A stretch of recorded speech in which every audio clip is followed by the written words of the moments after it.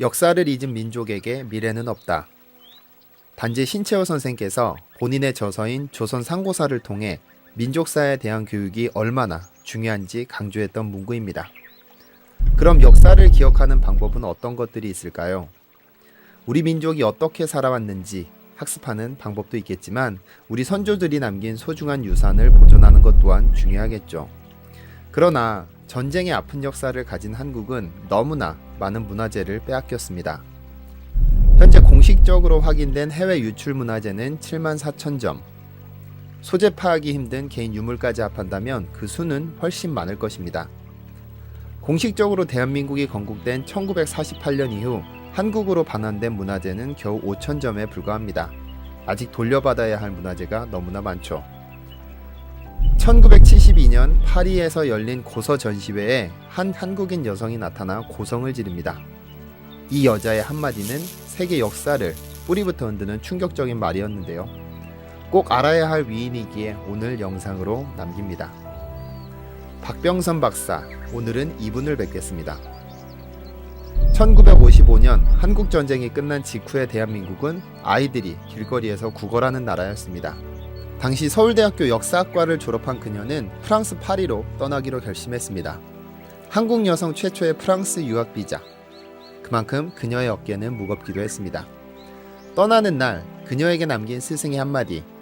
병인장요 때 프랑스 군대가 고서들을 약탈해 갔다는 얘기가 있는데 유학 가면 한번 찾아보라는 스승의 그 한마디에 그녀는 가슴이 떨렸습니다. 프랑스로 떠나던 그녀의 가슴 속에는 프랑스가 강제로 약탈하고 훔쳐간 외교장과 의궤를 되찾아 한국으로 가져오는 원대한 꿈을 품고 있었습니다.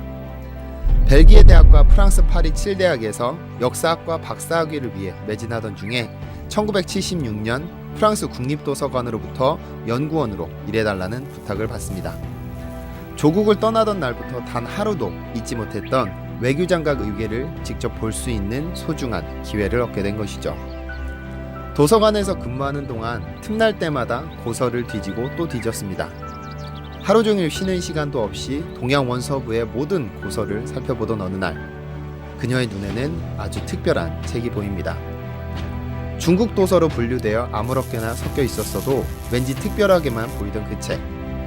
1377년 고려 공민왕 시절에 인쇄되었지만 대한제국 시절 프랑스의 헐값에 팔려버린 세계 역사상 가장 오래된 인쇄본, 바로 그 직지였습니다. 그녀는 도저히 눈을 뗄 수 없었습니다.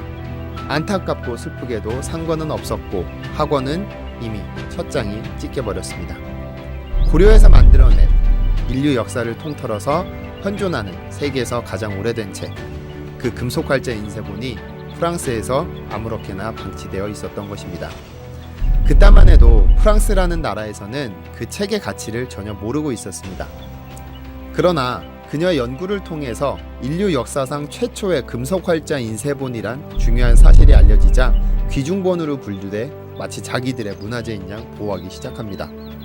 그녀는 손이 떨리고 가슴이 먹먹하고 서러워서 하루 종일 눈물만 흘렸습니다. 어쨌든 그녀의 도움으로 직지심체 요절은 2001년 유네스코에 등재될 수 있었습니다. 어쨌든 슬퍼하고 있을 때가 아니었습니다. 직지처럼 어딘가에 방치되었을 문화재들, 그녀는 하루빨리 외교장각 의궤를 찾아 한국으로 돌려보내고 싶었습니다. 그러던 어느 날 고서들 틈에서 외교장각 의궤 297권을 찾아냅니다. 그 책을 처음 발견했을 때 그녀는 감동으로 온몸이 마비됐다고 하죠. 그날로 한국 대사관에 무작정 찾아가서는 이 사실을 낱낱이 알렸습니다. 그러나 현실은 참담하다 못해 쓰라렸습니다.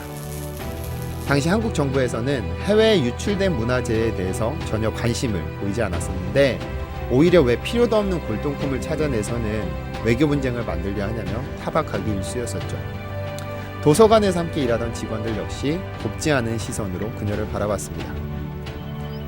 프랑스 국립도서관 직원의 신분으로 프랑스가 약탈한 문화재를 찾아내서는 본국에 발설했다는 것이 이유였었죠. 그녀는 그 뒤로 끊임없이 협박받았고 당장 사직하라는 명령도 반복됐습니다.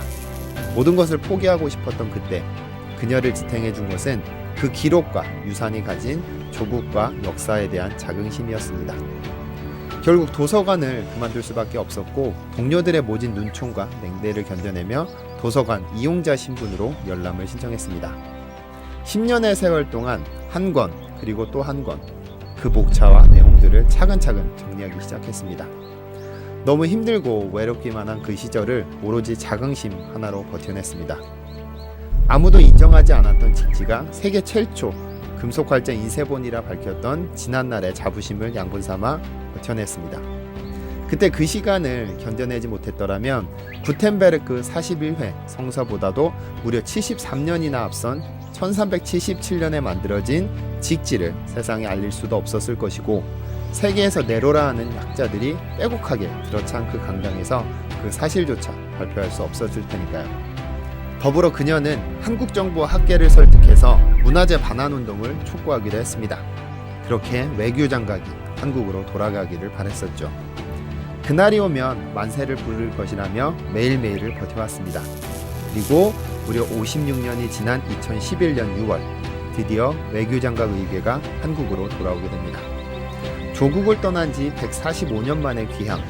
89살의 병상에 누워서 아무것도 먹지 못했지만 그녀가 마무리해야 할 일이 남아있었기에 쉽게 눈을 감을 수 없었습니다. 그리고 외교장각이 한국에 들어온 지 5달이 지나서 그녀는 드디어 천국으로 돌아갔습니다. 죽는 순간까지도 그녀는 아쉬웠습니다. 세계 최초의 금속활자 인쇄본인 직지가 아직도 외국에 있다는 사실이 슬펐습니다. 못살고 굶주리던 그 시절에 대한민국의 자긍심을 높여준 직지. 죽는 순간에도 그녀는 그렇게 슬퍼하기만 했었죠. 박변선 박사님, 한국을 그리도 사랑했던 직지와 외교장각을 세상에 처음 알린 훌륭한 그분은 이미 천국으로 가셨지만 그녀의 혼은 오랫동안 남아있을 것입니다.